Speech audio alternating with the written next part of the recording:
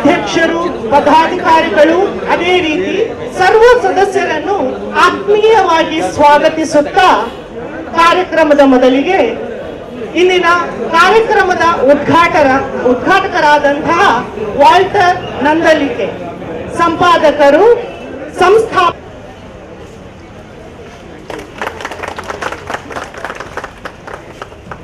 ಧನ್ಯವಾದಗಳು ಸರ್. ಅದೇ ಹಲಸು ಮೇಳದ ಕೇಂದ್ರ ಬಿಂದು ಅಂತಹ ಹಲಸು.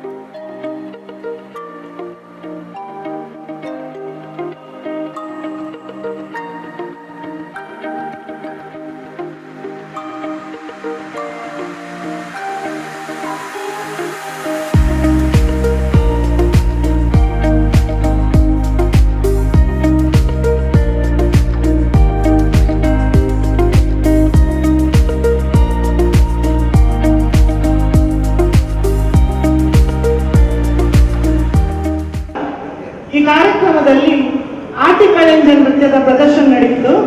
ಈ ಆಟಿಕಳಿಂಜ ನೃತ್ಯ ಪ್ರದರ್ಶನ ನೀಡಿದಂತಹ ನವೀನ್ ಕುತ್ಲಾರು ಮತ್ತು ಅವರ ತಂಡಕ್ಕೆ ಧನ್ಯವಾದಗಳನ್ನು ಸಲ್ಲಿಸುತ್ತಾ ಅವರಿಗೆ ಅತಿಥಿಗಳಲ್ಲಿ ಕಳಕಳಿಯ ವಿನಂತಿ, ಅವರಿಗೊಂದು ಕಡತೆ ಕಾಣಿಕೆಯನ್ನು ನೀಡಿ ಅವರನ್ನು ಗೌರವಿಸಬೇಕಾಗಿ ಕೇಳಿಕೊಳ್ತಾ ಇದ್ದೇನೆ.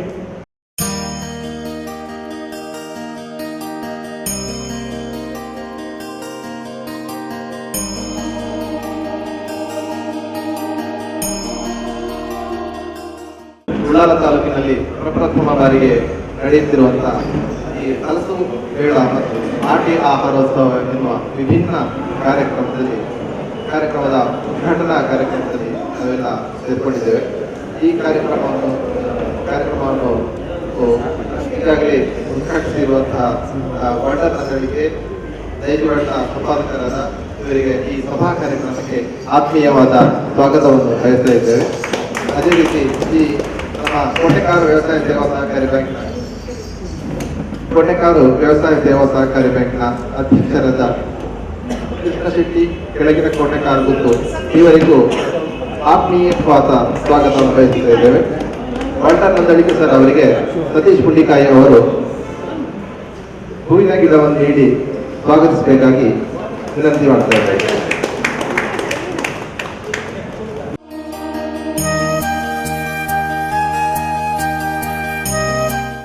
ಕೋಟೆಕಾರು ವ್ಯವಸಾಯ ಸೇವಾ ಸಹಕಾರಿ ಬ್ಯಾಂಕ್ನ ಅಧ್ಯಕ್ಷರಾದ ಕೃಷ್ಣ ಶೆಟ್ಟಿ ಕೆಳಗಿನ ಕೋಟೆ ಕಾರಗುತ್ತು ಇವರಿಗೆ ದಿನೇಶ್ ಇವರು ಹೂವಿನ ಗಿಡ ನೀಡಿ ಆತ್ಮೀಯವಾಗಿ ಸ್ವಾಗತಿಸಬೇಕು ಅಂತ ವಿನಂತಿ ಮಾಡ್ತಾ ಇದ್ದೇನೆ. ಮೋಹನ್ ಕುತ್ತಾರ ಇವರು ಸ್ವಾಗತಿಸಬೇಕು.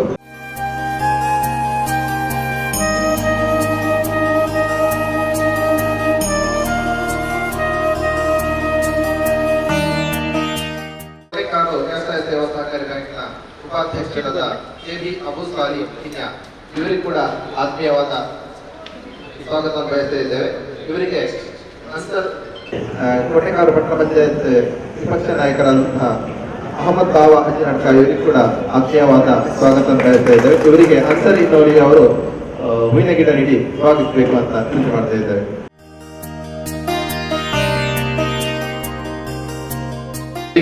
ಆತ್ಮೀಯವಾದ ಸ್ವಾಗತ ಬಯಸ್ತಾ ಇದ್ದೇವೆ.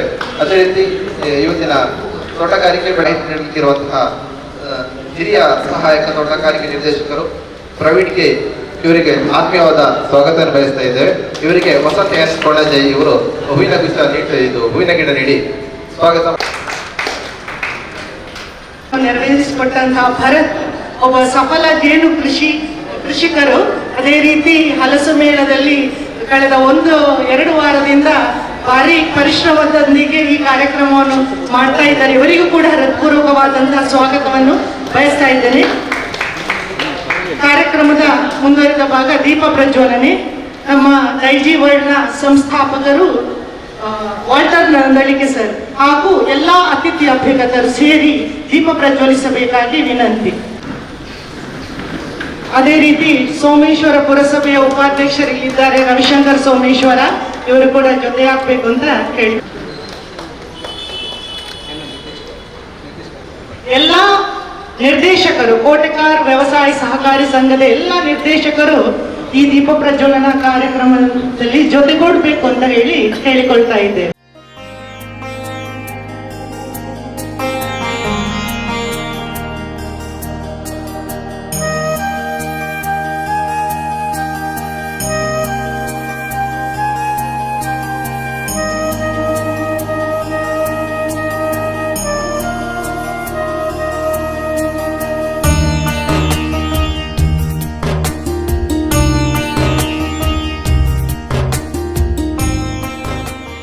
ಆಹಾರೋತ್ಸವದ ಉದ್ಘಾಟಕರಾದಂತಹ ವಾಲ್ಟರ್ ನಂದಳಿಕೆ ಸರ್ ಉದ್ಘಾಟನಾ ಭಾಷಣ ಮಾಡಬೇಕಾಗಿ ಕೇಳಿಕೊಳ್ತಾ ಇದ್ದೇವೆ. ಮತ್ತು ಇಲ್ಲಿ ನೆರೆದಿರುವ ಎಲ್ಲ ಕೋಟೆಕಾರು ಬ್ಯಾಂಕಿನ ವ್ಯವಸಾಯ ಸಂಘದ ನಿರ್ದೇಶಕರೇ ಮತ್ತು ಎಲ್ಲ ಆತ್ಮೀಯರು, ವಿಶೇಷವಾಗಿ ನನ್ನ ಆತ್ಮೀಯ ಮಾಧ್ಯಮದ ಪ್ರತಿನಿಧಿಗಳೇ, ಬಹುಶಃ ಮಾಧ್ಯಮದ ಒಂದು ಒಕ್ಕೂಟ ಏನಿದೆ ಅಥವಾ ಮಾಧ್ಯಮದ ಮಿತ್ರರು ಇಂತಹ ಒಂದು ಸಾಮಾಜಿಕ ಕಾರ್ಯಕ್ರಮವನ್ನ ವ್ಯವಸಾಯ ಬ್ಯಾಂಕ್ ಮತ್ತು ಇತರರೊಂದಿಗೆ ಸೇರಿ ಮಾಡುವುದೊಂದು ಅಪರೂಪದ ಕಾರ್ಯಕ್ರಮ. ಇದಕ್ಕಾಗಿ ನಾವು ವಸಂತ ಕೊಣಾಜೆ ಮತ್ತು ಎಲ್ಲ ಅವರ ಸದಸ್ಯರನ್ನ ಅಭಿನಂದನೆ ಪಡಿಸ್ತೇನೆ. ಯಾಕೆಂದ್ರೆ ನಾನು ಒಬ್ಬ ಮಾಧ್ಯಮದವನಾಗಿ, ನಾವು ಮಾಧ್ಯಮದವರು ಏನ್ ಮಾಡ್ತೇವೆ ಅಂದ್ರೆ 24 hours ರಿಪೋರ್ಟಿಂಗ್ ಅಲ್ಲಿ ಬಿಸಿ ಆಗ್ತೇವೆ. ನಾವು ಸಮಾಜಮುಖಿ ಕಾರ್ಯಕ್ರಮಗಳು ನಮ್ಮ ವರದಿ ಅಥವಾ ಬೇರೆಯವರ ಮುಖಾಂತರ ಮಾಡುವುದು. ಆದ್ರೆ ಇಂತಹ ಸೇವೆಗಳಲ್ಲಿ, ಸಾಮಾಜಿಕ ಕಾರ್ಯಕ್ರಮಗಳಲ್ಲಿ ಕೂಡ ಪಾಲ್ಗೊಳ್ಳುವುದು ಬಹಳ ಖುಷಿ ತಂದಿದೆ. ನನ್ನಿಂದ ಇವತ್ತು ರಿಬ್ಬನ್ ಕಟ್ಟಿ ಓಪನ್ ಮಾಡಿದ್ದೀರಿ, ಹಲಸಿನ ಹಣ್ಣು ಕತ್ತರಿಸಲಿಕ್ಕೆ ಕೊಟ್ಟಿದ್ದೀರಿ, ಮನೆಗೆ ಕೊಂಡೋಗ್ಲಿಕ್ಕೆ ಕೊಡಲಿಲ್ಲ. ಮತ್ತು ಇಲ್ಲಿ ದೀಪವನ್ನ ಹಚ್ಚುವ ಪವಿತ್ರ ಕಾರ್ಯವನ್ನು ಕೂಡ ನನಗೆ ಕೊಟ್ಟಿದ್ದೀರಿ. ತುಂಬಾನೇ ಧನ್ಯವಾದಗಳು. ಈ ಹಲಸು ಮೇಳ ಅಂದಾಗ ನಾನು ನಮಗೆ ಮೋಹನ್ ಕುತ್ತಾರ್ ಕರೆದಾಗ ನಾನು ಬಹಳ ಖುಷಿಯಿಂದ ಬಂದ ಒಂದು ಕಾರಣ ಅಂದ್ರೆ ಹಲಸಿನ ಹಣ್ಣು ನನ್ನ ಫೇವರೇಟ್ ಫ್ರೂಟ್.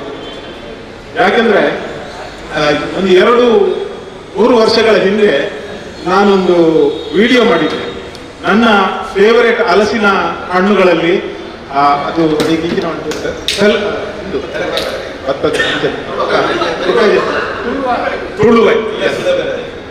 ತುಳುವೆ ಕಲ್ಲಕಾಯಿ, ಅದನ್ನ ಅದು ಭಾರಿ ಇಷ್ಟ. ಯಾಕಂದ್ರೆ ಅದು ಕತ್ತರಿಸಲಿಕ್ಕೆ ಕತ್ತಿ ಬೇಡ, ಮತ್ತೆ ಗಮ್ಮು ಏನು ಕೈಯಲ್ಲಿ ಗಮ್ ಇರುವುದಿಲ್ಲ. ಅದಕ್ಕೆ ಮತ್ತು ತಿನ್ನುವಾಗ ಕೂಡ ನನಗೆ ಖುಷಿ, ಚಿಕ್ಕಂದಿನಿಂದ ಕೂಡ ನಾನು ಅದನ್ನ ಕೈಯಿಂದ ಕತ್ತರಿಸಿ ತಿನ್ನುವಂತ ಒಂದು ವಿಡಿಯೋ ಮಾಡಿದೆ 1-2 ವರ್ಷದ ಹಿಂದೆ.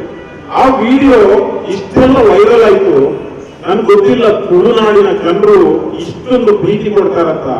ನೆಕ್ಸ್ಟ್ ಇಯರ್ ಸೀಸನ್ ಬಂದಾಗ ನನ್ಗೊಂದು 10-15 ಜನರು ಕಾಲ್ ಮಾಡಿ ಸರ್ ತುಳುವೆ ಬೆಳಕಾಯಿ ಬಾರಿ ಖುಷಿ ಆತ ಅಂದು ಎನ್ನ ಇಲ್ಲಾಡೊಂದು ಒಂಜಿ ರಟ್ಟು ಕಣತೆ ಇಡೀ ಆ ಸೀಸನ್ ಅಲ್ಲಿ ಸುಮಾರು 10-12 ಮಂದಿ ಕೆಲವರು ಆಫೀಸಿಗೆ ಬಂದು ಕೊಟ್ಟಿದ್ದಾರೆ, ಕೆಲವರು ಫೋನ್ ಮಾಡಿ ಮನೆಗೆ ಕೊಟ್ಟಿದ್ದಾರೆ, ಮತ್ತು ಕೆಲವರು ಮನೆಗೆ ಬಂದು ನಮ್ಮಲ್ಲಿ ನನಗೆ ತಿಂದು ಜಾಸ್ತಿಯಾಗಿ ಮತ್ತೆ ಎಲ್ಲ ಡಿಸ್ಟ್ರಿಬ್ಯೂಟ್ ಮಾಡಿದ್ದೇನೆ. ಈ ಮಾತನ್ನ ಯಾಕೆ ಹೇಳ್ತೇನೆ ಅಂದ್ರೆ, ಈ ಒಂದು ಹಲಸಿನ ಹಣ್ಣು ಒಂದು ಪ್ರೀತಿಯ ಸಂಕೇತ. ಆ ಪ್ರೀತಿಯ ಸಂಕೇತ ಹಣ್ಣು ತುಳುನಾಡಿನಲ್ಲಿ ಜನರು ತುಂಬಾನೇ ಲೈಕ್ ಮಾಡ್ತಾರೆ. ಕೇವಲ ಲೈಕ್ ಮಾಡ್ತಾರೆ ಮಾತ್ರ ಅಲ್ಲ, ಯಾರೆಲ್ಲ ಅದನ್ನು ಇಷ್ಟಪಡ್ತಾರೆ ಅವರಿಗೆ ಫ್ರೀ ಆಗಿ ಕೊಡ್ತಾರೆ. ಸೊ ಹಲಸಿನ ಹಣ್ಣಿನ ಈ ಮೇಳವನ್ನ ಮತ್ತು ಅದರಿಂದ ಆಗುವ ಎಲ್ಲ ಈ ಬೈ ಪ್ರಾಡಕ್ಟ್ ಇದೆ ಅಲ್ವಾ, ಕೆಳಗೆ ಹೋದಾಗ ನಮ್ಗೆ ಗೊತ್ತಾಗಬಹುದು ಅದರಿಂದ ಯಾವುದೆಲ್ಲ ಏನೆಲ್ಲ ಮಾಡಬಹುದಂತ. ನಾವು ಚಿಕ್ಕದಿರುವಾಗ ಮನೆಯಲ್ಲಿ ಇಲ್ಲಿ ಬೆಲ್ತರಿ ಅಂತ ಹೇಳ್ತಾರೆ, ನಮ್ಮ ಕಡೆ ಉಡುಪಿಯಲ್ಲಿ ಬೋಲೆ ಅಂತ ಹೇಳುದು, ಅದನ್ನು ಬಿಸಾಡುದು. ಅಂದ್ರೆ ಕೆಲವರು ಬಿಸಾಡುದು ಮತ್ತು ನಾವು ಕೆಲವರು ಅದು ಆದ್ರೆ ಅದರಿಂದ ಎಷ್ಟೊಂದು ಟೈಪ್ ನ ಒಂದು ಆಹಾರವನ್ನ ಮಾಡಬಹುದು ಅಂತ ಇಲ್ಲಿ ಬಂದು ನಮ್ಗೆ ಕಲಿಬಹುದು. ಮತ್ತು ಎರಡನೇದಾಗಿ ಈ ಆಟಿಯ ಆಹಾರೋತ್ಸವ ಇದು ಇವತ್ತು ಪ್ರತಿ ಆದಿತ್ಯವಾರ ಒಂದು 4-5 ಕಾರ್ಯಕ್ರಮ ಬೇರೆ ಬೇರೆ ಕಡೆಯಲ್ಲಿ ಇರ್ತದೆ. ಆಟಿಡೊಂಜಿ ದಿನ, ಕಂಡೊಡೊಂಜಿ ದಿನ, ಬಾರ್ಸೋಡೊಂಜಿ ದಿನ ಎಲ್ಲ ಬುಡಿದಿಡ ಯಾನ್ ಮರಣೆ ಐತಾರ ಆಟಿಡೊಂಜಿ ದಿನ ಕಾರ್ಯಕ್ರಮ ಬಂದಾಗ ಬಂಡೆ ಏದು ಓಲ್ಬೋರ್ ಗಂಟೇರಿ ಯಾನ್ ಮನೆ ಮೂಜಿ ಕಾರ್ಯಕ್ರಮ ಉಂಟು. ಒಂಜಿ ಆಟಿಡೊಂಜಿ ದಿನ, ಒಂಜಿ ಬರ್ಸೋಡೊಂಜಿ ದಿನ, ಮತ್ತೆ ನಾನೊಂಜಿ ಕಂಡೊಡೊಂಜಿ ದಿನ ಐಕ್ 6 ಬಂಡೇರು ಒಂಜಿ ನೆನಪು ಉಪ್ಪಾಡು ಇಲ್ಲಡ್ ಒಂಜಿ ದಿನ ಅಂಡೆಲ್ಲ ಉಪ್ಪಾಡು ಬಂಡೇರು ಇಲ್ಲಡ್ಲ ಒಂಜಿ ದಿನ ಉಪ್ಪಾಡು ಮಾಡಿದೆ.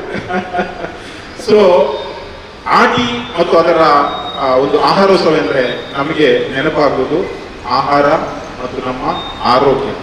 ಇವತ್ತು ಪ್ರಕೃತಿಯ ಜೊತೆಗೆ ನಾವು ಹೇಗಿರ್ಬೇಕಂತ ಬಹುಶಃ ಇಲ್ಲಿ ಕೃಷಿಯ ಅಧಿಕಾರಿಯವರಿದ್ದಾರೆ, ಬಹುಶಃ ಅವರ ಈ ಕಾರ್ಯಾಗಾರದಲ್ಲಿ ಅವರು ಹೇಳ್ಬಹುದು. ನಾವು ಚಿಕ್ಕದಿರುವಾಗ ಯೋಗೀಶಣ್ಣ ನಮ್ಮ ಮನೆಯಲ್ಲಿ ದನ ಸಾಕ್ತಾ ಇದ್ವಿ. ಒಂದು ದನ ಇತ್ತು. ಆ ದನಕ್ಕೆ ನಾವು ಕೊಡುವುದು ನಾವು ತಿಂದು ಉಳಿದ ಆಹಾರ, ಮತ್ತು ಅವರಿಗೆ ನಾವು ನೀರು ಕೊಡುವುದು ನಾವು ಕುಡಿಯುವ ಶುದ್ಧ ನೀರಲ್ಲ, ನಮಗೆ ಬೇಡವಾದ ನೀರು. ಆದ್ರೆ ಆ ದನ ನಮಗೆ ಕೊಡುವುದು ಮಾತ್ರ ಹಾಲು, ದೇವರಿಗೆ ನೈವೇದ್ಯ ನೀಡುವಂತಹ ಹಾಲು. ಈ ಪ್ರಕೃತಿ ನಮಗೆ ಎಷ್ಟೊಂದು ಪ್ರೀತಿ ಮಾಡ್ತದೆ ಮತ್ತು ಎಷ್ಟೊಂದು ಒಳ್ಳೆಯದನ್ನು ಕೊಡ್ತದೆ. ಆದ್ರೆ ನಾವು ಮನುಷ್ಯರು ಏನ್ ಮಾಡ್ತೇವೆ, ನಮಗೆ ನಾವು ಬೇಡವಾದದನ್ನು ಕೊಡ್ತೇವೆ. ಕೊಪ್ಪಳದ ಗವಿಸಿದ್ದೇಶ್ವರ ಸ್ವಾಮೀಜಿಯವರ ಒಂದು ಮಾತು, ನಾನು ಅವರ ದೊಡ್ಡ ಅಭಿಮಾನಿ. ಒಂದು ಕಾರ್ಯಕ್ರಮಕ್ಕೆ ಹೋಗಿದ್ದೆ, ಅಲ್ಲಿ ಒಂದು ಮಾತನ್ನು ಅವರು ಹೇಳಿದ್ದು ನನಗೆ ಇಷ್ಟು ಮನಸ್ಸಿಗೆ ತಟ್ಟಿದೆ. ಇವತ್ತು ನಿಮ್ಮೊಂದಿಗೆ ನಾನು ಅದನ್ನು ಶೇರ್ ಮಾಡಬೇಕು. ಸಣ್ಣ ಒಂದು ಇನ್ಸಿಡೆಂಟ್ ಅನ್ನ ಹೇಳಿದ್ರು. ಅದು ನಿಜ ಘಟನೆ ಆಗ್ಲಿಕ್ಕಿರ್ಲಿಲ್ಲ, ಆದ್ರೆ ಕಲಿಯುವುದು ತುಂಬಾನೇ ಇದೆ. ವಿಷಯ ಏನೆಂದ್ರೆ ಅವರು ಹೇಳಿದ್ರು, ಮಾವಿನ ಮರ ಅಷ್ಟೊಂದು ಏನು ರಸವತ್ತಾದ ನಮಗೆ ಹಣ್ಣು ಕೊಡುತ್ತದೆ. ಒಮ್ಮೆ ಒಬ್ಬ ಮನುಷ್ಯ ಹೋಗಿ ಮಾವಿನ ಮರದಲ್ಲಿ ಆ ಕೆಂಪು ಮಾವಿನ ಹಣ್ಣನ್ನ ನೋಡಿ ಕಲ್ಲು ಬಿಸಾಡ್ತಾನೆ. ಒಂದೊಂದು ಕಲ್ಲಿಗೆ 2 ಹಣ್ಣುಗಳು ಬೀಳ್ತವೆ. ಇವ ಬಿಸಾಡುವುದು ಒಂದು ಕಲ್ಲು, ಅವನಿಗೆ ಸಿಗುವುದು 2 ಹಣ್ಣುಗಳು.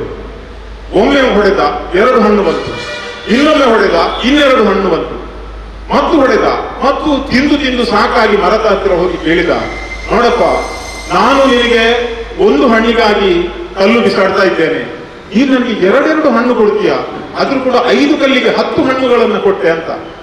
ಆವಾಗ ಮಾವಿನ ಮರ ಹೇಳ್ತದಂತೆ, ಇನ್ನ ಮನುಷ್ಯನ ಬುದ್ಧಿ ನನಗೆ ಗೊತ್ತಿದೆ. ನಾನು ಎಷ್ಟು ಎತ್ತರಕ್ಕೆ ಬೆಳೀತೇನೋ ಅಷ್ಟು ಎತ್ತರಕ್ಕೆ ಬೆಳೆದಾಗ ನೀನು ಮನುಷ್ಯ ನಮಗೆ ಕಲ್ಲು ಬಿಸಾಡಿ ನಮ್ಮನ್ನ ಎಲ್ಲ ಹಾಳು ಮಾಡುವುದು ನೀನು. ಮನುಷ್ಯನ ಬುದ್ಧಿಯೇ ಬೇರೆಯವರಿಗೆ ಎತ್ತರಕ್ಕೆ ಹೋದಾಗ ಕಲ್ಲು ಬಿಸಾಡುವುದು. ಆದ್ರೆ ನನ್ನ ತಾಯಿ ನನಗೆ ಹೇಳಿಕೊಟ್ಟಿದ್ದಾರೆ, ಅದೇನೆಂದ್ರೆ ಮನುಷ್ಯ ನಾನು ಮೇಲೆ ಹೋದಾಗ ಕಲ್ಲು ಬಿಸಾಡ್ತಾನೆ, ಆವಾಗ 1 ಹಣ್ಣಿಗೆ ಕಲ್ಲು ಹೊಡೆದ್ರೆ 2 ಹಣ್ಣು ಕೊಡು, 2 ಹಣ್ಣು ಕೊಡು ಅಂತ ನನ್ನ ತಾಯಿ ನನಗೆ ಕಲಿಸಿದ್ದಾರಂತ ಆ ಮರ ಹೇಳ್ತದೆ. ಈ ಮರ ನೀಡುವ ಸಂದೇಶ ಏನೆಂದ್ರೆ ಪ್ರಕೃತಿಯನ್ನ ರಕ್ಷಿಸಿ ಕಲ್ಲು ಬಿಸಾಡಿ ಅಥವಾ ಆ ಪ್ರಕೃತಿಯನ್ನ ಅಬ್ಯೂಸ್ ಮಾಡಿ ನಮ್ಮ ಆರೋಗ್ಯಕ್ಕೆ ಹಾನಿಕಾರ ಮಾಡಬೇಡಿ. ಇವತ್ತು ನಾವು ಡಾಕ್ಟರಿಗೆ ಆಸ್ಪತ್ರೆಗೆ ಹೋಗುವುದನ್ನು ತಡೆಗಟ್ಟಬೇಕಾದ್ರೆ ಇಂತಹ ಆಹಾರ ಪದಾರ್ಥಗಳೇ ಬೇಕು. 90% ಇಂತಹ ಆಹಾರ ಪದಾರ್ಥಗಳನ್ನ ಆಟಿಯಲ್ಲಿರ್ಲಿ, ಸೋಣದಲ್ಲಿರ್ಲಿ ಅಥವಾ ಯಾವುದೇ ತಿಂಗಳಲ್ಲಿರ್ಲಿ ಅದನ್ನ ಸೇವಿಸಿದ್ರೆ ರೋಗ ಗ್ಯಾರಂಟಿ ನಾವು ನಿಯಂತ್ರಣದಲ್ಲಿ ಇಡಬಹುದು ಅಂತ ಈ ಪ್ರಕೃತಿ ನಮಗೆ ಕಲಿಸ್ತದೆ. ಆದ್ರಿಂದ ಈ ಒಂದು ಕಾರ್ಯಕ್ರಮದ ಮುಖಾಂತರ ಪ್ರಕೃತಿಗೆ ನಾವು ಏನು ಮಾಡಬಹುದು, ಹೇಗೆ ಅಬ್ಯೂಸ್ ಮಾಡದಾಗಿ ಇರಬಹುದು ಅಂತ ಒಂದು ಪಾಠವನ್ನ ಈ ಒಂದು ಸಂಘಟಕರು ಮತ್ತು ಇವತ್ತಿನ ಈ ಒಂದು ಆಟಿದ ಆಹಾರೋತ್ಸವ ನಮಗೆ ಕಲಿಸ್ತಾ ಇದೆ. ಕೊನೆಯಲ್ಲಿ ನಮ್ಮ ದೇಶದ ಪ್ರಧಾನಮಂತ್ರಿಯವರ ಒಂದು ಹೆಮ್ಮೆಯ ಮತ್ತು ಕನಸಿನ ಯೋಜನೆ ಇದೆ. ಅದೇನೆಂದ್ರೆ ಫಿಟ್ ಇಂಡಿಯಾ ಅಂತ. ನೀವು ಕೇಳಿದ್ದೀರಾ? Fit India. ಫಿಟ್ ಇಂಡಿಯಾ ಅಂದ್ರೆ ನಿಮ್ಮ ಮನಸ್ಸಿನಲ್ಲಿ ಇರಬಹುದು ಕೇವಲ ಬೊಜ್ಜುತನವನ್ನ ಕರಗಿಸುವುದಂತ. ಫಿಟ್ ಇಂಡಿಯಾ ಅಂದ್ರೆ ಕೇವಲ ಬೊಜ್ಜುತನವನ್ನ ಕರಗಿಸುವುದು ಮಾತ್ರ ಅಲ್ಲ. ಫಿಟ್ ಇಂಡಿಯಾ ಅಂದ್ರೆ strong in body, sharp in mind and soft in heart. Fit India ಅಂದ್ರೆ ಸ್ಟ್ರಾಂಗ್ ಇನ್ ಬಾಡಿ, ನಮ್ಮ ಬಾಡಿ ಸ್ಟ್ರಾಂಗ್ ಇರಲಿ, ಮೈಂಡ್ ಶಾರ್ಪ್ ಇರಲಿ, ಹೃದಯ ಸಾಫ್ಟ್ ಇರಲಿ. ಈ ಆಹಾರ ಮೇಳ ಈ ಮತ್ತು ಹಲಸು ಮೇಳದಿಂದ ನಮ್ಮ ಎಲ್ಲರ ಆರೋಗ್ಯಕ್ಕೆ ಒಳ್ಳೆಯದಾಗಲಿ, ಒಳ್ಳೆಯ ತಿನಿಸುಗಳು ಇಲ್ಲಿ ಸಿಗಲಿ. ಮತ್ತು ಈ 3 ಸಂಸ್ಥೆಗಳು ಎಲ್ಲರೂ ಸೇರಿ ಈ ಸಾಮಾಜಿಕ ಕಾರ್ಯಕ್ರಮವನ್ನು ಮಾಡ್ತಾ ಇದ್ದೀರಾ. ನಿಮಗೆ ಇದರಿಂದ ಇನ್ನೂ ಕೂಡ ಒಂದು ಒಳ್ಳೆಯ ಪ್ರೇರಣೆ ಏನು ಸಿಕ್ಕಿಬಿಟ್ಟು ಮುಂದಿನ ದಿನಗಳಲ್ಲಿ ಇನ್ನಷ್ಟು ಒಳ್ಳೆಯ ಸಾಮಾಜಿಕ ಕಾರ್ಯಕ್ರಮಗಳು ಬರಲಿ ಅಂತ ಹೇಳ್ತೇನೆ. ನನಗೆ ಈ ಅವಕಾಶ ನೀಡಿದ್ದೀರಿ. ಈ ನನ್ನ ಪಾಲಿಗೆ ಬಂದ ದೊಡ್ಡ ಅವಕಾಶ ಅಂತ ನಾನು ಅನಿಸ್ತೇನೆ. ಯಾಕೆಂದ್ರೆ ಈ ಗ್ರೀನರಿಯ ಬಗ್ಗೆ, ಪ್ರಕೃತಿಯ ಬಗ್ಗೆ ಅದರಲ್ಲಿ ಒಂದು ಪಾಲ್ಗೊಳ್ಳುವ ಸಂದರ್ಭ ನನಗೆ ಲಭಿಸಿದೆ. Thank you very much once again madam. Thank you so much. God bless you. ಜೈ ಹಿಂದ್. ಮೇಳ ಎನ್ನುವ ಸಂದೇಶವನ್ನು ನಮಗೆಲ್ಲ ನೀಡಿ ಇಂದು ದೈಜಿ ವರ್ಲ್ಡ್ನಲ್ಲಿ ತುಳು ಭಾಷೆಗೆ ಒತ್ತು ಕೊಟ್ಟು ಅದೇ ರೀತಿ ಮನರಂಜನಾ ಕಾರ್ಯಕ್ರಮಗಳನ್ನು ನೀಡುತ್ತಾ, ನೀವೆಲ್ಲರೂ ನೋಡಿರ್ಬೋದು, ಅನೇಕ ರೀತಿಯ ಮನರಂಜನಾ ಕಾರ್ಯಕ್ರಮಗಳನ್ನು ನೀಡುತ್ತಾ ಸಮಾಜಮುಖಿ ಕಾರ್ಯಕ್ರಮಗಳನ್ನು ಕೂಡ ಮಾಡುತ್ತಾ, ಅವರ ಕೆಲವು ಸಮಾಜಮುಖಿ ಕಾರ್ಯಕ್ರಮಗಳು ಇನ್ನೂ ಕೂಡ ಅಗೋಚರವಾಗಿದೆ, ನಮಗೆಲ್ಲ ತಿಳಿದಿದೆ. ಯೋಜನೆಗಳ ಪಟ್ಟಣ ಪಂಚಾಯತ್ ಉಪಾಧ್ಯಕ್ಷರಾದಂತಹ ಪ್ರವೀಣ್ ಬಗಂಬಿಲ ಇವರು ಈ ಕಾರ್ಯಕ್ರಮವನ್ನು ಉದ್ದೇಶಿಸಿ ಮಾತನಾಡಬೇಕು. వారి పొరులుగ ಹಲಸು ಮೇಳ ಉದ್ಘಾಟನಾ ಕಾರ್ಯಕ್ರಮ ನಮ್ಮ ಈ ಕೋಟೆಕಾರ ಬಾಗಡು ಬಾರಿ ಪೆರ್ಮೆದ ಉಳ್ಳಾಲ ಅಂದೇಟೆ ಪ್ರಥಮವಾದ ನಂಚಿನಂಜಿ ಕಾರ್ಯಕ್ರಮ ಪತ್ರಕರ್ತರ ಸಂಘ ಬೊಕ್ಕ ನಮ್ಮ ಕೋಟೆಕಾರ ವ್ಯವಸಾಯ ಸಹಕಾರಿ ಸಂಘದ ಮುಖಾಂತರ ಈ ಉದ್ಘಾಟನಾ ಕಾರ್ಯಕ್ರಮದ ಮಿತ್ತರ್ ಮೇಡು ಉಪ್ಪುನಂಚಿನ ಮಾತ ಪಿನ್ನೆರೆಗೆ ವಂದಿಸ ಒಂದು ಈ ಕೋಟೆಕಾರು ಪಟ್ಟಣ ಪಂಚಾಯತ್ದ ಆ ವ್ಯಾಪ್ತಿಗೆ ಬರ್ಪುನಂಚಿನ ಬೀರಿ ಜಂಕ್ಷನ್ ಉಪ್ಪುನಂಚಿನ ಒಂಜಿ ಬಾರಿ ಪೊರ್ಲ ಗಂಟದ ಈ ಕಟ್ಟಡ ಇನಿ ಬಾರಿ ಶೋಕ್ ಒಂಜಿ ಬೀರಿದ ಒಂಜಿ ದೇಕ ಒಂಜಿ ಎಟ್ಟೆ ಮೆರುಗುನು ಕೊರ್ಪುನಂಚಿನ ಒಂಜಿ ವ್ಯವಸ್ಥೆಯನ್ನು ನಮ್ಮ ಕೋಟೆಕಾರ ವ್ಯವಸಾಯ ಸಂಘ ನೆತ್ತ ಮಾತೆರೆಗಳನ್ನು ಒಂಜಿ ಎಟ್ಟೆ ರೀತಿದ ಅಭಿನಂದನೆ ಕೊರುದಿಲ್ಲ. ದೇಪಂಡಿನಿ ಬೀರಿ ಜಂಕ್ಷನ್ ಒಂಜಿ ಬಾರಿ ಪೊರ್ಲು ತೋಜು ಬಾರಿ ಜನಕುಲೆಗೆ ಒಂಜಿ ಎಟ್ಟೆ ರೀತಿದ ಆ ಒಂಜಿ ಜಂಕ್ಷನ್ ಸೂಚನೆ ಮಲ್ಪನಂಚಿನ ಒಂಜಿ ಅವಕಾಶ ಮಲ್ತದ್ದು ಕೊಡ್ತೇವೆ.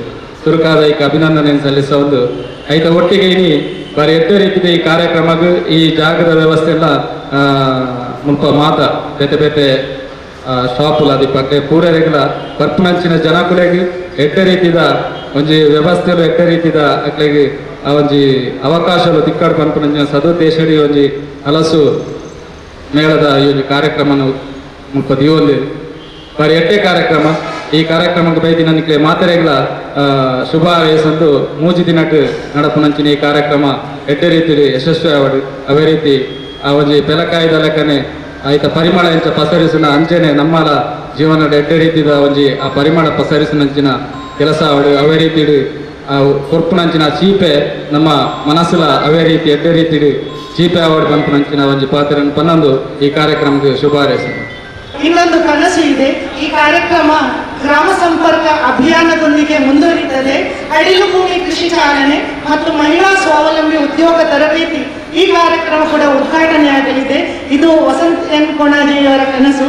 ಇದಕ್ಕೆ ಕೋಟೆಕಾರ್ ವ್ಯವಸಾಯ ಸೇವಾ ಸಹಕಾರ ಸಂಘ ಅದೇ ರೀತಿ ಕೋಟೆಕಾರ ಪಟ್ಟಣ ಪಂಚಾಯಿತಿಯ ಅಧ್ಯಕ್ಷರು, ಉಪಾಧ್ಯಕ್ಷರು ಎಲ್ಲರ ಸಹಕಾರ ಕೊಡಬೇಕು ಅಂತ ಸಂಪನ್ಮೂಲ ವ್ಯಕ್ತಿಯಾಗಿರುವಂತಹ ಪ್ರವೀಣ್ ಕೆ ಇವರು ತೋಟಗಾರಿಕಾ ಬೆಳೆ ಮತ್ತು ಸರ್ಕಾರಿ ಯೋಜನೆಗಳ ಮಾಹಿತಿಯನ್ನು ನೀಡಲಿದ್ದಾರೆ.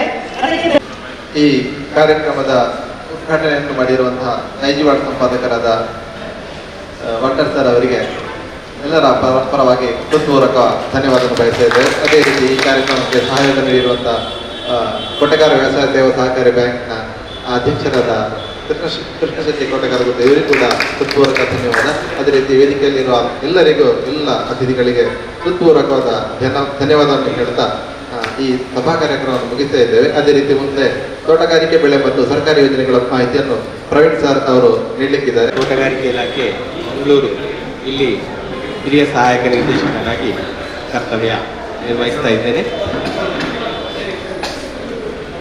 ತೋಟಗಾರಿಕಾ ಬೆಳೆಗಳು ಮತ್ತು ಸರ್ಕಾರಿ ಯೋಜನೆ ಇವತ್ತು ನಾವು ಎಲ್ಲ ಕಡೆ ಹೋದಾಗ ಗ್ರಾಮಸಭೆ ಇರಲಿ ಅಥವಾ ಯಾವುದೇ ರೀತಿಯಾಗಿ ನಾವು ಒಂದು ಜನರ ಸಹಭಾಗಿತ್ವವನ್ನು ಪಡೆಯುತ್ತಾ ಇರುವಂತಹ ಒಂದು ಪ್ರದೇಶ ಈಗ ಇವತ್ತು ಸೇರಿದ್ದಾರೆ ಈ ಥರ ಹೋದಾಗ ಸಾಮಾನ್ಯವಾಗಿ ನಮಗೆ ಬರುವಂಥದ್ದು ಏನು ಅಂತ ಹೇಳಿದ್ರೆ ತೋಟಗಾರಿಕಾ ಬೆಳೆಗಳಲ್ಲಿ ಸರ್ಕಾರದ ಕಾರ್ಯಕ್ರಮಗಳು ಏನಿದೆ, ಯೋಜನೆ ಏನಿದೆ, ನಮಗೇನು ಸಿಗ್ತದೆ ಹೇಳುವಂಥದ್ದನ್ನು ಕೇಳ್ತಾ ಇದ್ದೀನಿ. ಅದಕ್ಕಿಂತ ಮುಖ್ಯವಾಗಿ ನಾನು ಒಂದು ವಿಚಾರ ನಿಮಗೆ ಗಮನಕ್ಕೆ ತರಬಯಸುವುದು ಏನು ಅಂತ ಹೇಳಿದ್ರೆ, ತೋಟಗಾರಿಕಾ ಬೆಳೆಗಳು ಯಾವುದು ಅಂತ ಹೇಳಿ ನಾವು ಸಾಮಾನ್ಯವಾಗಿ ಇಲ್ಲಿ ನಮ್ಮಲ್ಲಿ ಎಲ್ಲ ಗೊತ್ತುಂಟು, ಕಂಗುಂಡು, ತೆಂಗುಂಡು, ಬಾಳೆಹಣ್ಣು, ಇದು ಮೂರು ತೋಟಗಾರಿಕೆ ಬೆಳೆಗಳು. ಆದರೆ ಪ್ರಮುಖವಾಗಿ ನಾವು ತೋಟಗಾರಿಕಾ ಬೆಳೆಗಳಲ್ಲಿ ನಾವು 5 ವರ್ಗೀಕರಣವನ್ನು ಮಾಡ್ತೀವಿ. 5 ವರ್ಗ. ಒಂದನೇದು ಎಲ್ಲ ರೀತಿಯ ಹಣ್ಣುಗಳು. ಎಲ್ಲ ರೀತಿಯ ಹಣ್ಣುಗಳು ತೋಟಗಾರಿಕಾ ಬೆಳೆಗಳಾಗಿರ್ತದೆ. ಎಲ್ಲ ರೀತಿಯ ತರಕಾರಿಗಳು ತೋಟಗಾರಿಕಾ ಬೆಳೆಗಳಾಗಿರ್ತದೆ. ಎಲ್ಲ ರೀತಿಯ ಹೂವಿನ ಬೆಳೆಗಳು ತೋಟಗಾರಿಕಾ ಬೆಳೆಗಳಾಗಿರ್ತದೆ. ಇದರ ಹೊರತಾಗಿ ಪ್ಲಾಂಟೇಶನ್ ಅಂತೇಳಿ ನಾವು ಹೇಳ್ತೀವಿ. ಪ್ಲಾಂಟೇಶನ್ ಬೆಳೆಗಳು ಮತ್ತು ಸಾಂಬಾರು ಬೆಳೆಗಳು, ಎಲ್ಲ ಸಾಂಬಾರು. ಪ್ಲಾಂಟೇಶನ್ನಲ್ಲಿ ಯಾವುದೆಲ್ಲ ಬಂತು? ಅಡಿಕೆ, ತೆಂಗು, ರಬ್ಬರ್, ಕಾಫಿ, ಟೀ, ಆಮೇಲೆ ಇದು ವಿಳ್ಯದೆಲೆ ಬಂತು. ಇದೆಲ್ಲ ಪ್ಲಾಂಟೇಶನ್ನಲ್ಲಿ ಬಂತು. ಕರಿಮೆಣಸು, ಸ್ಪೈಸ್, ಇದಕ್ಕೆ ಸಾಂಬಾರು ಬೆಳೆ ಇದೆ. ಸೊ ಇವೆಲ್ಲವೂ ತೋಟಗಾರಿಕಾ ಬೆಳೆಗಳು. ಇದು 4ನೇ ವಿಭಾಗ. 5ನೇದು ಯಾವುದು ಅಂತ ಹೇಳಿದ್ರೆ ಔಷಧಿ ಮತ್ತೆ ಸುಗಂಧ ದ್ರವ್ಯ. ಎಲ್ಲ ರೀತಿಯ ಔಷಧಿ ಮತ್ತು ಸುಗಂಧ ದ್ರವ್ಯ ಸಸ್ಯಗಳು ಕೂಡ ತೋಟಗಾರಿಕೆ ಬೆಳೆಗಳ ವ್ಯಾಪ್ತಿಯಲ್ಲಿ ಬರ್ತವೆ. ಯಾಕೆ ನಾನು ಇದನ್ನು ನಿಮ್ಮ ಗಮನಕ್ಕೆ ತರ್ತಾ ಇದ್ದೇನೆ? ಸರ್ಕಾರ ಯೋಜನೆಗಳು ಏನಿದೆ ಈ 5 ಬೆಳೆಗಳನ್ನ ವರ್ಗಗಳಲ್ಲಿ ಬರುವಂಥ ಎಲ್ಲ ಬೆಳೆಗಳಿಗೆ ಈ ಯೋಜನೆಗಳನ್ನ ಮಾಡ್ತಾ ಇದ್ದಾರೆ. ನಮಗೆ ಗೊತ್ತಿಲ್ಲ, ಎಷ್ಟೋ ಸಂದರ್ಭದಲ್ಲಿ ಇರುವಂತಹ ಅವಕಾಶವನ್ನು ಮಾಡಲಿಕ್ಕೆ ನಮಗೆ ಅದರ ವಿಚಾರಗಳು ಗೊತ್ತಿಲ್ಲ. ಹಾಗಾಗಿ ನಮಗೆ ಈ ಒಂದು ಅಟ್ಲೀಸ್ಟ್ ಮಾಹಿತಿ ಆದ್ರೂ ಗೊತ್ತಾದ್ರೆ, ಸಾಮಾನ್ಯವಾಗಿ ನಮ್ಮ ಹೋದಲ್ಲಲ್ಲಿ ಇದನ್ನು ನಾನು ಕೊಡ್ತೇನೆ. ಯಾಕೆಂತ ಹೇಳಿದ್ರೆ ಜನರಿಗಾಗಲಿ ಶಾಲೆ ಮಕ್ಕಳಿಗಾಗಲಿ ಇದರದೊಂದು ಗೊತ್ತಾಗಬೇಕು. ನಮಗೆ ಯಾವುದು ತೋಟಗಾರಿಕಾ ಬೆಳೆ ಅಂತ ಹೇಳುವಂಥದ್ದೇ ಗೊತ್ತಿಲ್ಲ ಅಂತ ಹೇಳಿದ್ರೆ ಕಷ್ಟ ಆಗ್ತದೆ. ಹಾಗೆ ಸೊ ಯೋಜನೆಗಳು ಈ ರೀತಿಯಾಗಿ ಈ ಬೆಳೆಗಳ ಅಭಿವೃದ್ಧಿಗೆ ಸಂಬಂಧಪಟ್ಟಂತೆ ಸರ್ಕಾರ ಬೇರೆ ಬೇರೆ ರೀತಿಯ ಯೋಜನೆಗಳನ್ನು ಮಾಡ್ತಾ ಇದೆ. ಎಲ್ಲಿಂದ ಅಂತ ಹೇಳಿದ್ರೆ ಬೀಜದಿಂದ ಹಿಡಿದು ಬೀಜದ ತನಕ. ಬೀಜದಿಂದ ಹಿಡಿದು ಬೀಜ ತನಕ ಅಂತ ಹೇಳಿದ್ರೆ ಬೀಜದಿಂದ ಗಿಡ ಆಗ್ತದೆ, ಗಿಡ ಆಗುವಲ್ಲಿಗೆ ಕಾರ್ಯಕ್ರಮ ಇದೆ. ಗಿಡ ಆದ ನಂತರ ನೆಡುವಂಥ ಇತ್ಯಾದಿಗಳ ಅದಕ್ಕೆ ಕಾರ್ಯಕ್ರಮಗಳಿದೆ. ಅಲ್ಲಿಂದ ನಂತರ ಆ ನೆಟ್ಟ ಗಿಡ ದೊಡ್ಡದಾಗುವಂಥ ಸಂದರ್ಭದಲ್ಲಿ ಬರುವಂತಹ ಎಲ್ಲ ಇದಕ್ಕೆ ಏನು ಅದರಲ್ಲಿ ಬರುವಂತಹ ಅಭಿವೃದ್ಧಿ ಇರ್ಬೋದು ಅಥವಾ ಕೀಟರೋಗ ಇತ್ಯಾದಿಗಳ ಬಾಧೆಗಳಿರ್ಬೋದು, ಅವುಗಳನ್ನು ನಿಯಂತ್ರಣ ಮಾಡುವಂಥದ್ದು ಇರ್ಬೋದು. ಇದಕ್ಕೆಲ್ಲದಕ್ಕೂ ಕಾರ್ಯಕ್ರಮ ಇದೆ. ಅದಾಗಿ ಹಣ್ಣು ಬಿಡ್ಲಿಕ್ಕೆ ಪ್ರಾರಂಭ ಆಗ್ತದೆ. ಆ ಹಣ್ಣು ಬಿಡುವ ಹಂತಗಳಲ್ಲಿ ಅದಕ್ಕೆ ಅಥವಾ ಕಾಯಿ ಬಿಡುವ ಹಂತಗಳಲ್ಲಿ ಆ ಸಂದರ್ಭಗಳಲ್ಲಿ ಬರುವಂಥದ್ದಕ್ಕೆ ಕಾರ್ಯಕ್ರಮ ಇದೆ. ಹಣ್ಣಾಗಿ ಕೊಯ್ಲು ಮಾಡುವಂಥದ್ದಕ್ಕೆ ಕಾರ್ಯಕ್ರಮ ಇರ್ತದೆ. ಕೊಯ್ಲು ಮಾಡಿದ ನಂತರ ಏನು ಮಾಡೋದು, ಅದನ್ನು ಸಂಸ್ಕರಣೆ ಮಾಡ್ಬೋದು ಅಥವಾ ಬೇರೆ ಯಾವುದೇ ರೀತಿಯ ರೂಪಾಂತರ ಮಾಡುವಂಥದ್ದು. ನಿಮಗೆ ಹಲಸಿನಲ್ಲಿ ಆಗದೆ ನಮ್ಮ ಬಾಲ್ಟರ್ ಅವರು ಹೇಳ್ತಾ ಇದ್ರು ಎಷ್ಟೆಲ್ಲ ಪ್ರಾಡಕ್ಟ್ಗಳಿದೆ ಇವತ್ತು ಅಂತ ಹೇಳುವಂಥದ್ದು. ಸೊ ಆ ರೀತಿಯ ರೂಪಾಂತರ ಮಾಡುವಂಥದ್ದಕ್ಕೆ ಸಂಬಂಧಪಟ್ಟಂತೆ ಕಾರ್ಯಕ್ರಮಗಳಿದೆ. ಅದಾದ ನಂತರ ಮಾರುಕಟ್ಟೆ ವ್ಯವಸ್ಥೆ ಮಾಡಬೇಕಾ, ಅದಕ್ಕೆ ಕೂಡ ಕಾರ್ಯಕ್ರಮಗಳಿದೆ. ಇದೆಲ್ಲ ಮಾರುಕಟ್ಟೆ ವ್ಯವಸ್ಥೆ ಆದ ನಂತರ ಪುನಃ ನಾನು ಬೇರೆ ಏನಾದರೂ ಇದಕ್ಕೆ ಸಂಬಂಧಪಟ್ಟಂತೆ ಪೂರಕ ವ್ಯವಸ್ಥೆಗಳು ಬೇಕಾ, ಇದಕ್ಕೆ ಅಲ್ಲಿ ಕೂಡ ಕಾರ್ಯಕ್ರಮಗಳನ್ನು ಕೊಡ್ತಾ ಇದ್ದಾರೆ. ಪುನಃ ಗಿಡ ಉತ್ಪಾದನೆ ಮಾಡಬೇಕು, ಬೀಜ ಉತ್ಪಾದನೆ ಮಾಡಬೇಕು, ಇದಕ್ಕೂ ಕೂಡ ಕಾರ್ಯಕ್ರಮ ಇದೆ. ಅದೇ ಹೇಳಿದ್ದಾರೆ, ಅಂದರೆ ಬೀಜದಿಂದ ಹಿಡಿದು ಬೀಜದ ತನಕ ಸಂಪೂರ್ಣವಾಗಿ ಕಾರ್ಯಕ್ರಮಗಳಿದೆ. ಆದರೆ ಕಾರ್ಯಕ್ರಮಗಳಿದೆ ಹೌದು, ಆದರೆ ನಮಗೆ ಏನಿರಬೇಕು ಅಂತ ಹೇಳಿದ್ರೆ ನಮ್ಮಲ್ಲಿ ಯೋಚನೆ ಇರಬೇಕು, ಮತ್ತೆ ಯೋಜನೆ ಇರಬೇಕು. ಯಾಕೆಂತ ಹೇಳಿದ್ರೆ ಈಗ ನನ್ನ ಹತ್ರ ಒಂದು ತೋಟ ಉಂಟು, ಅದು 10 ಎಕರೆ ಇರ್ಬೋದು, 1 ಎಕರೆ ಇರ್ಬೋದು, 2 ಎಕರೆ ಇರ್ಬೋದು, 5 ಎಕರೆ. ನಾನು ಆ ತೋಟದಲ್ಲಿ ಇರುವಂಥ ಜಾಗದಲ್ಲಿ ಏನು ಮಾಡಬೇಕು ಹೇಳುವಂಥ ಆಲೋಚನೆ ಇಲ್ಲ ಅಂತ ಹೇಳಿದ್ರೆ ಸುಮ್ಮನೆ ಯಾರೋ ಹೇಳಿದ್ರು ಕೇಳಿ ಹಿಡ್ಕೊಂಡು ಬಂದು 4 ಗಿಡಗಳನ್ನು ಹಾಕುವಂಥ, ಇನ್ಯಾರು ಹೇಳಿದ್ರು ಇಟ್ಕೊಂಡು ಬಂದು 4 ಗಿಡಗಳನ್ನು ಹಾಕುವಂಥದ್ದು. ನಮಗೆ ಮನಸ್ಸಂತೋಷಕ್ಕಾಗಿ ಅದನ್ನು ಮಾಡ್ಬೋದು. ಆದರೆ ಒಬ್ಬ ಕೃಷಿಕನಾಗಿ ವಾಣಿಜ್ಯ ದೃಷ್ಟಿ ಇಟ್ಕೊಂಡು ಮಾಡಬೇಕು ಅಂತೇಳಿ ಆದರೆ ನಮ್ಮಲ್ಲಿ ಯೋಜನೆ ಬೇಕು. ಅದನ್ನು ಹೇಗೆ ಮಾಡಬೇಕು, ಯೋಜನೆ ಇದ್ರೆ ಹೇಗೆ ನಾವು ಮಾಡಬೇಕು ಅಂತ ಹೇಳುವಂಥ ಯೋಚನೆ ಬೇಕು. ಬಹುಶಃ ಒಂದು ಇದಕ್ಕೆ ಉದಾಹರಣೆ ನಮ್ಮ ಎದುರುಗಡೆ ಇಲ್ಲೇ ಕೂತಿದ್ದಾರೆ ಚಂದ್ರಶೇಖರ್ ಗಟ್ಟಿ ಅವರು. ಕೊಡ್ನಾಡಲ್ಲಿ ನಿಮಗೆ ಇಲ್ಲಿ ನರ್ಸರಿದು ಪರಿಚಯ, ಅವ್ರದ್ದು ಸಣ್ಣ ನರ್ಸರಿ ಮಾಡಿಕೊಂಡಿರ್ತಾರೆ. ಎಷ್ಟು ಸಲ ಇಲಾಖೆಗೆ ಬರ್ತಿದ್ರು, ಏನು ಕಾರ್ಯಕ್ರಮ ಉಂಟು ಹೇಗೆ ಅಂತ. ಕಳೆದ ಒಂದು ಮೋಸ್ಟ್ಲಿ 2000 ಇಸ್ವಿಯಲ್ಲಿ ಕಾಣ್ತಿದೆ, ರಾಷ್ಟ್ರೀಯ ತೋಟಗಾರಿಕಾ ಮಿಷನ್ ಯೋಜನೆಯಲ್ಲಿ ನರ್ಸರಿ ಮಾಡೋದಕ್ಕೆ ಸಂಬಂಧಪಟ್ಟಂತೆ ಕಾರ್ಯಕ್ರಮವನ್ನು ಮಾಡಿಕೊಂಡ್ರು. ಆ ಕಾರ್ಯಕ್ರಮ ಏನೆಲ್ಲ ಅದರಲ್ಲಿ ಇದೆ ಅಂತ ಹೇಳೋದನ್ನು ಅರ್ಥೈಸಿಕೊಂಡು ಅದೇ ರೀತಿಯ ಮಾಡಿಕೊಂಡು ಆ ಒಂದು ಕಾರ್ಯಕ್ರಮದ ಸದುಪಯೋಗ ನಾವು ಪಡ್ಕೊಂಡು ಇವತ್ತು ಮುಂದೆ ಹೋಗ್ತಾ ಇದ್ದೀವಿ. ಸೊ ಯಾಕೆ ನಾನು ಹೇಳ್ತೇನೆ, ಯೋಜನೆ ಮತ್ತು ಯೋಜನೆ ಇದೆ ಅಂತ ಹೇಳಿ ಆದರೆ ನಾವು ಮುಂದೆ ಹೋಗಲಿಕ್ಕೆ ಆಗ್ತದೆ. ಸರ್ಕಾರದ ಯೋಜನೆಗಳನ್ನು ನಾವು ಫಲಪ್ರದವಾಗಿ ಬಳಸ್ಕೊಳ್ಬೋದು. ಇಲ್ಲ ಅಂತ ಹೇಳಿದ್ರೆ ಕೆಲವರು ಬರ್ತಾರೆ, ನಮಗೆ ಸರ್ಕಾರದ ಯೋಜನೆ ಏನಿದೆ ಅಂತ ಹೇಳುವಂಥದ್ದನ್ನು ಕೆಲವು ಸಂದರ್ಭದಲ್ಲಿ ಹೇಳ್ತೇವೆ. ಹೇಳುವಂಥ ಸಂದರ್ಭದಲ್ಲಿ ನಮಗೆ ತಗೊಳ್ತಾರೆ, ಮತ್ತೆ ಮುಂದಕ್ಕೆ ಅದರಲ್ಲಿ ಅವರದ್ದು ಅಭಿವೃದ್ಧಿ ಅದರಲ್ಲಿ ಆಗುವುದಿಲ್ಲ. ಯಾಕಂತೇಳಿದ್ರೆ ಅವರ ಆಲೋಚನೆ ಅಲ್ಲಿಗೆ ಸೀಮಿತ ಆಗಿರುತ್ತೆ, ಅದಾಗ್ಲಿಕ್ಕೆ ಕೊಡ್ತು ಅಂತ ಹೇಳುವಂಥದ್ದು ವಿಚಾರ. ಈಗ ಏನೆಲ್ಲ ಕಾರ್ಯಕ್ರಮಗಳಿದೆ ಅಂತ ಹೇಳುವಂಥದ್ದನ್ನು ಒಂದೊಂದು ಸಂಕ್ಷಿಪ್ತವಾಗಿ ಒಂದೊಂದು ವಿಸ್ತರಿಸ್ತಾ ಹೋಗ್ತೇನೆ. ಮೊದಲಿಗೆ ನಾವು ಬೆಳೆ, ನಮ್ಮಲ್ಲಿ ಜಾಗ ಇದೆ, ಜಾಗವನ್ನ ಖರೀದಿ ಮಾಡಲಿಕ್ಕೆ ಸರ್ಕಾರ ಯೋಜನೆ ಇದೆಯಾ? ಇಲ್ಲ. ಜಾಗವನ್ನ ಖರೀದಿ ಮಾಡಲಿಕ್ಕೆ ಸರ್ಕಾರದ ಯೋಜನೆ ತೋಟಗಾರಿಕೆಯಲ್ಲಿ ಇಲಾಖೆಯಲ್ಲಿ ಇದೆಯಾ? ಇಲ್ಲ. ಆದರೆ ಈ ಇರುವಂತಹ ನಿಮ್ಮ ಹತ್ರ ಜಾಗ ಇದೆ, ಅಲ್ಲಿ ನೀವು ಗಿಡವನ್ನ ಹಾಕಿ ಅಂತ ಹೇಳಿ. ಆದರೆ ಪ್ರತಿಯೊಂದು ಗಿಡಕ್ಕೆ ಮೂಲಾಧಾರ ಏನು? ನೀರು ಬೇಕಲ್ಲ, ನೀರಿಲ್ಲದೆ ಮಾಡಲಿಕ್ಕೆ ಕಷ್ಟ. ಸೊ ಹಾಗಿದ್ದಾಗ ನೀರಿನ ವ್ಯವಸ್ಥೆ ಏನಿದೆ ಅಂತ ಹೇಳೋದಕ್ಕೆ ನಮ್ಮಲ್ಲಿ 2-3 ನಮ್ಮಲ್ಲಿ ಸಾಮಾನ್ಯವಾಗಿ ಬರುವುದೇನು, ನೀರಿನ ವ್ಯವಸ್ಥೆ ಮಾಡೋದಕ್ಕೆ ಬೇಕು ಸರ್ಕಾರದ ಕಾರ್ಯಕ್ರಮಗಳಿದೆ ಇದೆ ಹೇಳಿದ ಕೂಡಲೇ ಏನು ಬೋರ್ವೆಲ್ಲಿ ಕೊಡ್ತೀರಾ? ಬೋರ್ವೆಲ್ಲಿ ಕೊಡುವುದು. ಬಾವಿ ಕೊಡ್ತೀರಾ? ಬಾವಿ ಕೊಡುವುದು. ಆಯ್ತಲ್ಲ. ಆದರೆ ನೀರಾವರಿ ವ್ಯವಸ್ಥೆಯನ್ನು ಉತ್ತಮಪಡಿಸಲಿಕ್ಕೆ ನಿಮ್ಮ ಹತ್ರ ಮಾರ್ಗೋಪಾಯ ಇದೆ, ಅದಕ್ಕೆ ಮಾಡುವುದಿದ್ರೆ ಸಹಾಯಧನ. ಆಯ್ತಲ್ಲ. ಏನು ಒಂದನೇದು, ಈಗ ಪ್ರಕೃತಿ ದತ್ತವಾಗಿ ಮಳೆ ಬರ್ತದೆ ನಮಗೆ, ನಾವು ಬಹಳ ಧನ್ಯರು. ಯಾಕಂದ್ರೆ 5-6 ತಿಂಗಳು ನಮಗೆ ಮಳೆ ಬರ್ತದೆ. ಆ ಮಳೆ ನೀರನ್ನ ಸಂರಕ್ಷಣೆ ಮಾಡಿಕೊಂಡು ನಮ್ಮ ತೋಟಕ್ಕೆ ಮರುಬಳಕೆ ಮಾಡ್ಕೊಳ್ಬೇಕು ಅಂತಂದ್ರೆ ಒಂದು ಕೆರೆ ರೀತಿಯ ನಿರ್ಮಾಣ ಮಾಡಿಕೊಂಡು ನೀರು ನಿಲ್ಲಿಸುವಂತ ಕೆರೆ, ನೀರು ಇಂಗಿಸುವಂತ ಕೆರೆಗಳಲ್ಲ, ನೀರು ನಿಲ್ಲಿಸುವಂತ ಕೆರೆಗಳು ಮಾಡಿದ್ದೆ ಸರ್ಕಾರದಿಂದ ಕಾರ್ಯಕ್ರಮ ಇದೆ. ಅದಕ್ಕೆ ಆಯ್ತಲ್ಲ. ಅದರಲ್ಲಿ ನಿಮಗೆ ರಾಷ್ಟ್ರೀಯ ತೋಟಗಾರಿಕಾ ಮಿಷನ್ನಲ್ಲಿ 1200 ಘನ ಮೀಟರ್ ನಲ್ಲಿ ಅಂದರೆ 12 ಲಕ್ಷ ಲೀಟರ್ ನೀರು ಸಂಗ್ರಹಣೆ ಮಾಡುವಂತ ಒಂದು ಕೆರೆ ನಿರ್ಮಾಣ ಮಾಡುವುದಕ್ಕೆ ರಾಷ್ಟ್ರೀಯ ತೋಟಗಾರಿಕಾ ಮಿಷನ್ ಯೋಜನೆಯಲ್ಲಿ ಸಹಾಯಧನ ಇದೆ. ಅದಕ್ಕಿಂತ ದೊಡ್ಡ ಮಟ್ಟದ ಆ ಥರದ ಕೆರೆಗಳನ್ನು ಮಾಡುವುದಕ್ಕೆ ರಾಷ್ಟ್ರೀಯ ಕೃಷಿ ವಿಕಾಸ ಯೋಜನೆಯಲ್ಲಿ ಸಹಾಯಧನ ಇದೆ. ಎಲ್ಲಿ ಅಂತ ಹೇಳಿದ್ರೆ 4500 ಮಿಲಿಮೀಟರ್ ಇದು cubic metre, 2500 cubic metre, 4500 cubic metre, 6500 cubic metre ತನಕ ನೀರು ಶೇಖರಣೆ ಮಾಡುವಂಥ ಅವಶ್ಯಕತೆ ಇದೆ ಅಂತ ಇದೆ. ಅಂದರೆ ಅದಕ್ಕೆ ಇದು ಕಾರ್ಯಕ್ರಮಗಳಿದೆ, ಅದನ್ನು ಬಳಸ್ಕೊಂಡು ಎಷ್ಟು ಕೊಡ್ತಾರೆ ಸಹಾಯಧನ? ಈಗ 1200 ಕ್ಯೂಬಿಕ್ ಮೀಟರ್ ಇದಕ್ಕೆ 75,000 ರೂಪಾಯಿ ಸಹಾಯಧನ ಇದೆ. 50% ಇದೆಲ್ಲ ಸಹಾಯಧನ, 50% ಸಹಾಯಧನಗಳು. ಅದೇ ನೀವು 2500 ಕ್ಯೂಬಿಕ್ ಮೀಟರ್ಗೆ ಹೋದರೆ 2,80,000 ಸಹಾಯಧನ ಸಿಗುವಂಥ ಅವಕಾಶ ಇದೆ. 4500 ಮಿಲಿಮೀಟರ್ಗೆ 4 ಲಕ್ಷ ಸಹಾಯಧನ ಅವಕಾಶ ಇದೆ. 6500 ಕ್ಯೂಬಿಕ್ ಮೀಟರ್ ಇದಕ್ಕೆ 8 ಲಕ್ಷ ಸಹಾಯಧನ ತಗೊಳ್ಳುವಂಥ ಅವಕಾಶಗಳು ಇದೆ. ಯಾಕೆ ಇದನ್ನು ಹೇಳಿದೆ ಅಂತ ಹೇಳಿದ್ರೆ, ಅವಕಾಶಗಳಿದೆ ಅಂತ ಹೇಳಿದ್ರೆ ನಿಮಗೆ ಅಷ್ಟೇ ವಿಸ್ತಾರವಾದ ಭೂಮಿಯೂ ಬೇಕು. 6500 ಕ್ಯೂಬಿಕ್ ಮೀಟರ್ ಮಾಡಬೇಕು ಅಂತ ಹೇಳಿ ಆದರೆ ನಿಮ್ಮ ಹತ್ರ ಒಂದು ಸಾಧಾರಣ ಕನಿಷ್ಠ ಆದರೂ 5-10 ಎಕರೆ ಇರಬೇಕು. ಆಗಿದ್ರೆ ಮಾತ್ರ ಮಾಡ್ಲಿಕ್ಕೆ ಸಾಧ್ಯ. ಇಲ್ಲ ಅಂತ ಹೇಳಿದ್ರೆ ಅಷ್ಟು ಮಾಡಿಕೊಂಡು ಏನು ಮಾಡುವಂಥದ್ದು ಅಂತ ಹೇಳುವಂಥದ್ದು ಪ್ರಶ್ನೆನೂ ಬರ್ತದೆ. ಆಗಿದ್ದಾಗ ಇದು ಒಂದು ಸರಿ. ಕೆರೆ ನಿರ್ಮಾಣ ಮಾಡಿದೆವು,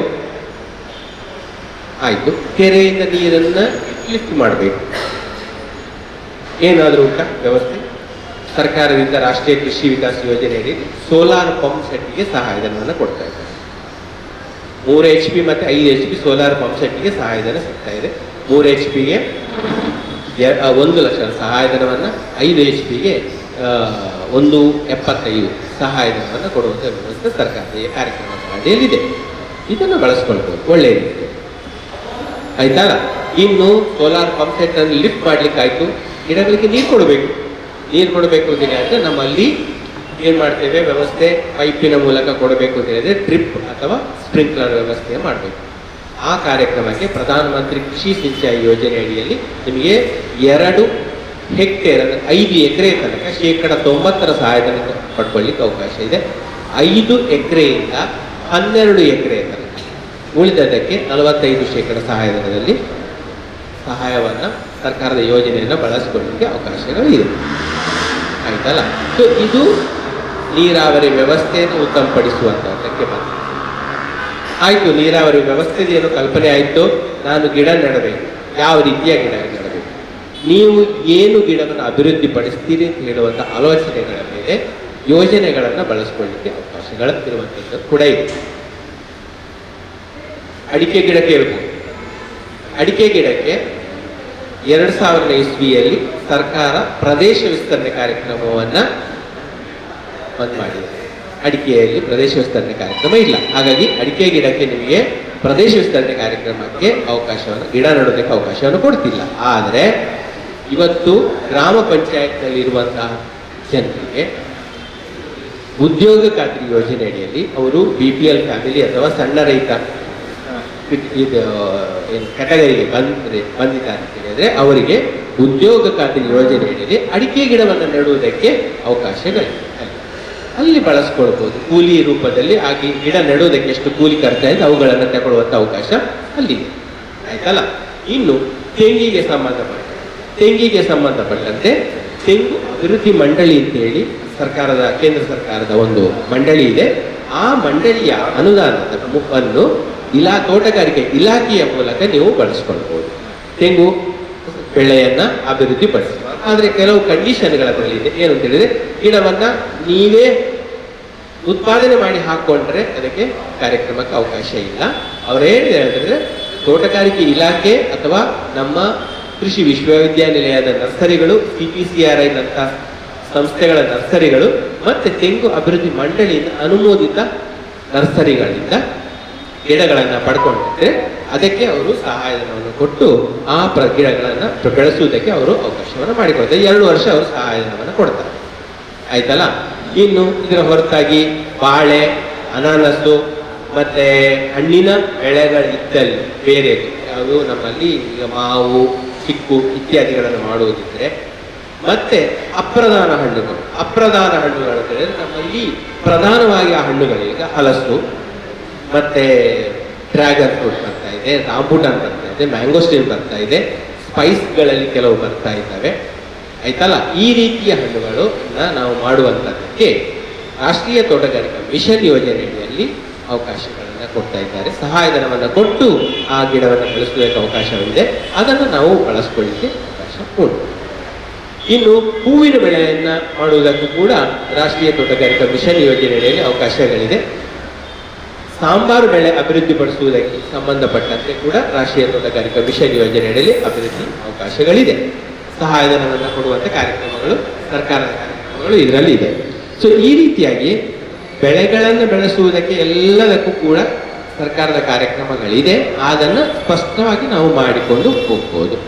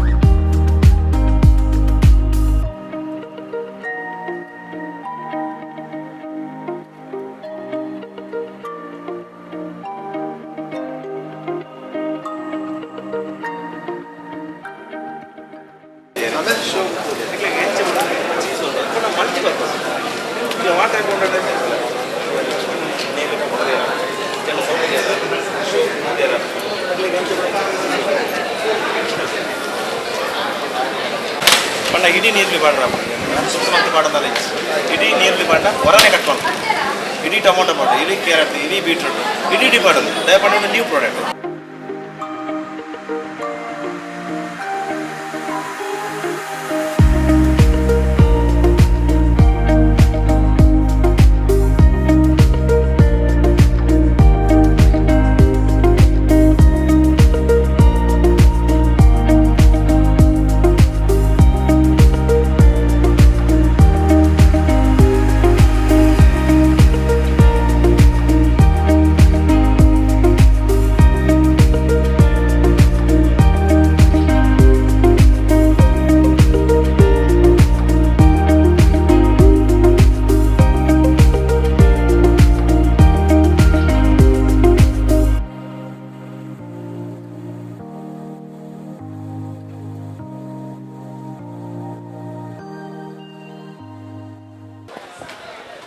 ಇದು ಹಾಕಿ 4 ಟೈಮ್ ಇದನ್ನು ಪುಷ್ ಮಾಡಿದರೆ ನೀವು ಸಾಂಬಾರಿಗೆ ಒಗ್ಗರಣೆ ಕೊಡಲಿಕ್ಕೆಲ್ಲ ದಪ್ಪ ದಪ್ಪ ಆಗುತ್ತೆ.